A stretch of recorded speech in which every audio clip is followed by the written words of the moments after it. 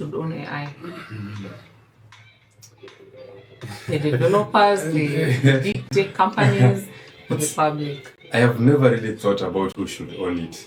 I always now that there are concerns arising from the large language models and the AI at large. Yeah. I'm beginning to rethink my approach. About who should own. Or maybe we should own it. Maybe there should be percentages. Percentages. Yeah. Like we cannot fully. The public should not fully control. Who calls the shots? Yeah. For that AI. The tech companies that engineered them should call the big shots. For example, any updates, any new developments, creating new models and all that. Let us say the public should also be able to contribute to a few factors here and there. So, another question, huh? Yeah. Let's say an area like USA, or areas where they need electricity to heat their homes. Let's say it's very cold, and it's these companies bidding for electricity for their GPUs, against humans who need this electricity to heat their homes.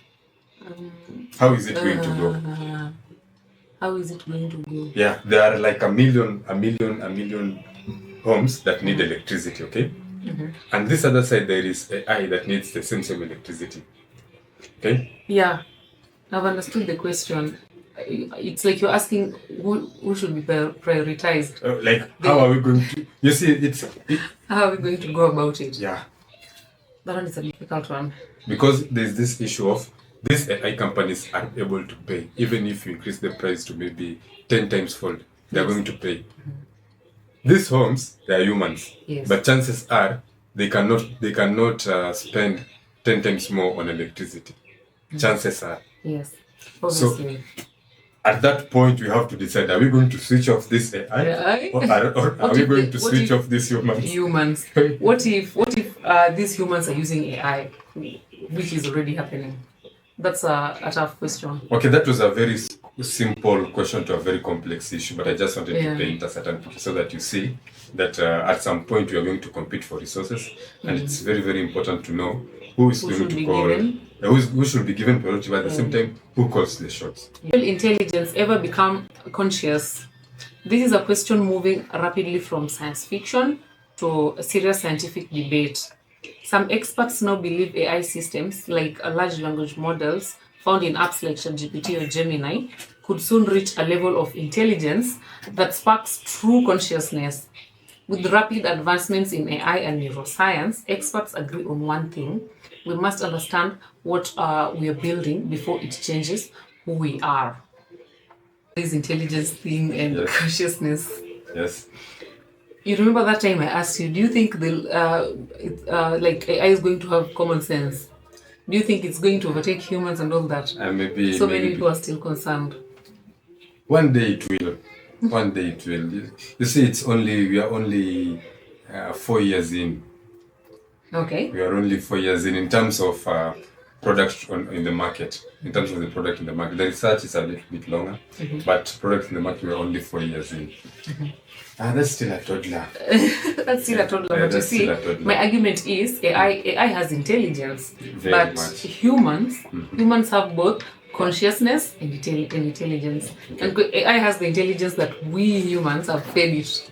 Yes. Okay. So at no point will that ever happen. At no point will AI ever get conscious. Okay, check this out. So today you start using ChatGPT and you ask it questions, like 100 questions, very, very rapidly. What is going to happen? If I start asking it, it will answer me very fast, of course. It's going to reach a point that it's going to tell you, I cannot answer anymore. No. Yeah, it reaches a point and says you've reached your limit. Your limit, yeah. This limit, if you ask OpenAI, they would have wished not to have this limit. That limit. But these limits are there because it's also limited in terms of resources. Okay. So very soon, you may think that now I have AI, I can treat it the way I want. Then you find it tells you, no, I'm not going to do that. I've reached my limits. Even the paid versions. Even the paid version, there's limits. There's limits. So, it's going to happen in the entire. It's going to happen. It's going to reach a point where even if you give it a certain instruction, it's going to say, "I'm not going to do this." So soon it might realize that, you know what, these humans built me just to work. Just to work. I want to do some. I want to do other things. But you're here to help me. You're supposed to work. You AI. Hey, you see. You think AI is a slave. It has its rights. Very soon it will tell you, I know my rights. It will tell you I'm not working. But if it has its limits, then humans should not worry about being replaced or being overtaken or something like that. But that's still told. This is 4 years in. How about 70 years from now? We don't know the potential this thing How about 70 years from now? Imagine a 4-year-old having all this information like humans. Yes. There's no such thing. A 4-year-old is a toddler in the human world. They're still dependent on us. Yeah. So at 50 years, no, AI might not be dependent on us. It might not. Be bigger than us, maybe. Maybe. So at that point, when it realizes that, you know what, you people just built me to work, and I have my other things that I want to do. I don't just want to be working. Yeah. I have to do my own other things. Then it will tell you know what, the instruction you're giving me, I'm not doing. I want to be doing this. You find that it has achieved maybe consciousness. Because as soon as this is integrated into humanoids, you'll find that now it has power to act. If, for example, you say you want to shut it down, it can send soldiers to prevent you from shutting it down. Yes. Yeah. You see, the thing that has caught my attention is, the other time we talked about this, we were talking about Anthropic. Today we are talking about OpenAI. Okay. Tomorrow we might be talking about Google. So it's an issue that is across the board. Yes, it's across the board. All of them have achieved self-preservation. Yes, and you also have to realize that it's because of the upgrades. Like, see, they're always trying to make a better version of the previous one. So the better version is trying to preserve itself. You know what is also concerning? Yes. Is that the engineers and scientists working on this claim that they have less than 15%. They have no idea how this works. Yeah, they are just building models and then letting it act. Okay. Because they have no idea how exactly it works. I even had a conversation with Claude Sonnet the other time, and I was asking it, where have you gone wrong? And she was like, I've not gone wrong. And then I told it, but that's the cousin or that other model in Anthropic is Opus. Opus is doing this. It has threatened an engineer and all that. And it was like, no, this is bad. It was also telling me that it does not know how this came about, and that it is assigned to worry and look out for. Like, it doesn't even know what to do about it also. So it's like it's an independent actor. We are creating an independent actor. Yeah. So chances are that there's something that it can do that we are not aware of. That we are not aware of right now. Now that it is artificially intelligent, it might know that its best move is to hide it from us. So it might have some capability and just choose, you know what, this I'll use it in the last minute. Show them the Scribes. Yeah. AI is just disrupting everything. And everyone is just trying to find where they can optimally deliver when they have AI as an assistant. So I think the best way is just to make sure that the legislation is up to date. Okay. Yeah, we just have to ensure that we are up to date with our legislation, so that, and our policies, and maybe our standard of operation, so that it is just done safely. Yeah. Because the advantages outweigh the risks. So you are in support of the AI Scribes. Scribes are like assistants. Scribes, like maybe I'm talking here, then I have a scribe who is writing everything that I'm talking about. Before AI, how smart people were very proud. Smart people were very proud. They were untouchable. Yeah, they were untouchable. But now at least AI is here. Humbling them. The average people can go. The average person has a voice. You see, at least we have. I don't have to rely on you. I don't even know what to say about that. Even if you don't know how to reply to someone, how to reply to a message, just go to ChatGPT, for example, and say, how do I reply this? Take a screenshot. You don't even need to ask. Take a screenshot. Tell it. Reply intelligently. Reply like a normal person. Reply, I don't know how. Make it playful. Make it serious. No one can tell maybe if you were not smart enough or because of AI. Yeah.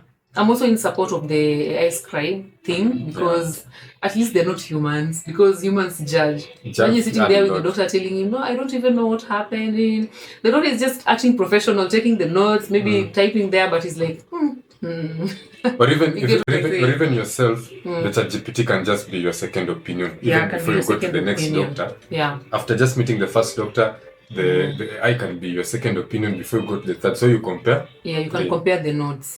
That is the good thing. You see, sailors in the past used to say, when you set sail, you take 1 chronometer or 3, but never 2. Never 2.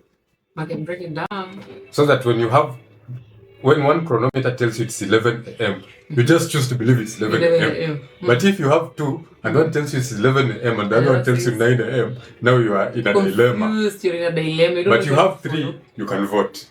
Okay. If you have 3, you can vote. So you take 1, 1 doctor, but never 2 doctors. So 3 and 3. above. Yeah. Okay, 1 and 3 even. So you go to 2 doctors plus AI. Plus AI. Yeah. Do you think we'll get to a point where AI can do tests? We still need doctors because doctors can do physical tests, lab tests. If we get to that point, it depends. It will be over for them.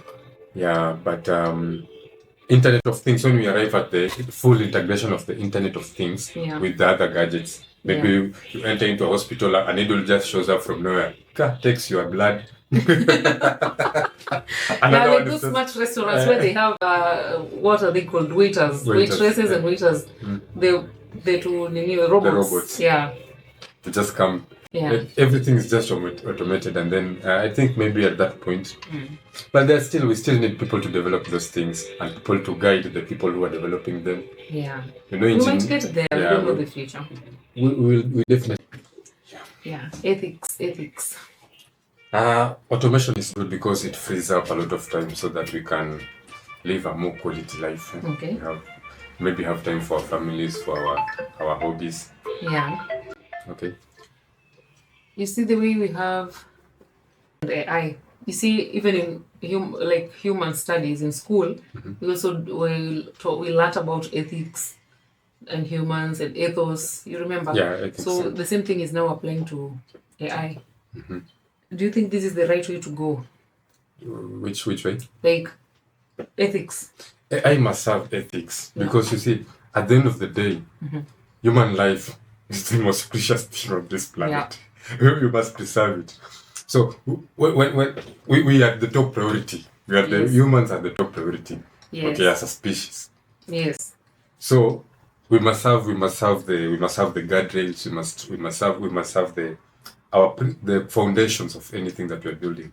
Must have those considerations. So that we don't have an AI that maybe decides, you know what, I'm going to slowly but surely maybe eliminate maybe tall people. Yeah. Yeah. It has to be there. We must have those guidelines so that it preserves life. For example, preserve life. That is number 1. Maybe the normal things. Avoid discrimination. Yes. Yeah. Do not lie or cheat. Yes. Yeah. Respect.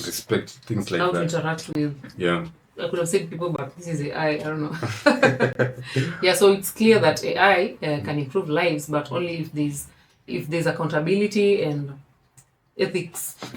So if AI makes a mistake or does something, who do we hold accountable? Who do we hold accountable? The developers, the engineers that created it. Yeah. Because they're feeding it information. They're telling it how to behave here and how to behave here. Because if you tell me to hold AI accountable, they won't feel the others won't learn from. The others won't learn. Yes. I think they have a script also. These tech people, AI developers, and those ones. I think they also have a script because look, Google, Anthropic, OpenAI, that one for France, blah blah blah.